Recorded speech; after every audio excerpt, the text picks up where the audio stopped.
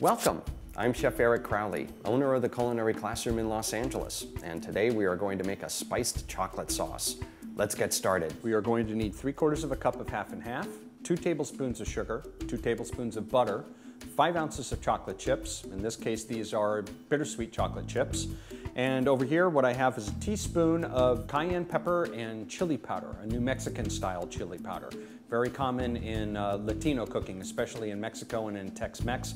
Chili and cayenne pepper and chocolate go really well together. To begin with our sauce, we're going to take our half and half and start to warm it up in a pan over a medium-high heat. Going to add in our butter and our sugar. And we're going to let this melt.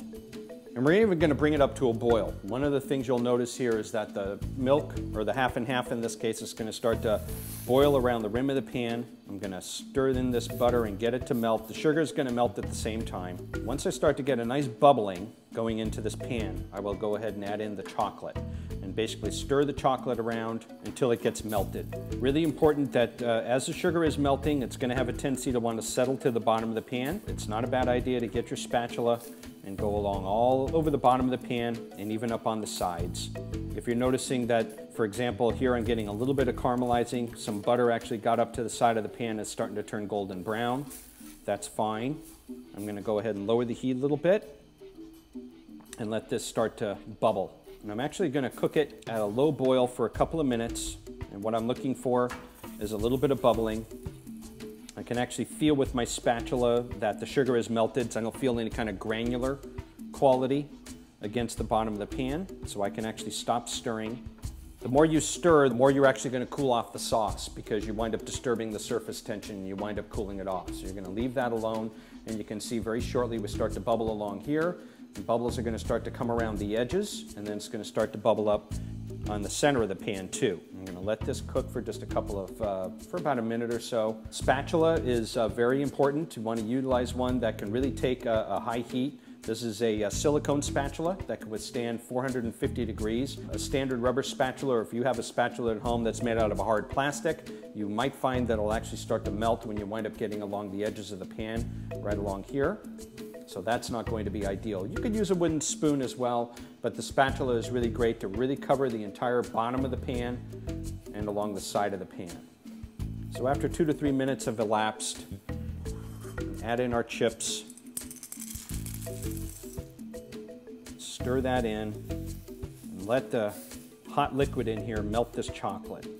You could utilize a bar form. Really important that you wind up taking the bar and break it up into chunks, and then take those chunks and chop them up into really small pieces with your knife. If you wind up utilizing really big chunks inside the pan, they're not going to melt rapidly enough, and you want to make sure that they get really nice and melted, and you also want to make them, you want to have them melt quickly.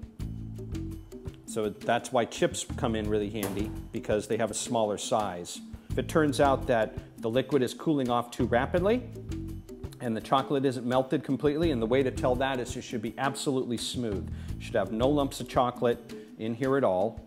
Then I can always put it back onto a low heat if I need to, just to gently reheat this. But I think we're going to be just fine. I'm going to stir it together, and it's going to take just a little bit of stirring to get the half and half to blend up with the chocolate. And you can see when it does that, it's going to have a really smooth appearance to it.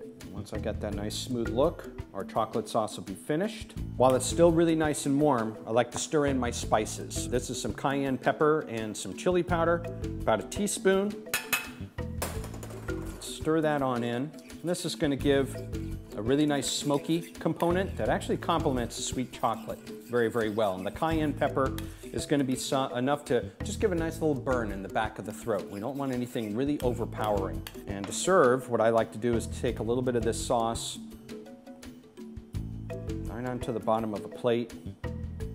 Use the back of my spoon and swirl the spoon around to cover the plate. Maybe not necessarily cover the entire plate. I like to have the corners of the plate exposed with a square plate, and then take a cupcake like a chocolate cupcake here, since we're dealing with a spicy chocolate sauce, and set that right in there. We could actually finish it off. Here it's been finished off with a little cake crumb on top.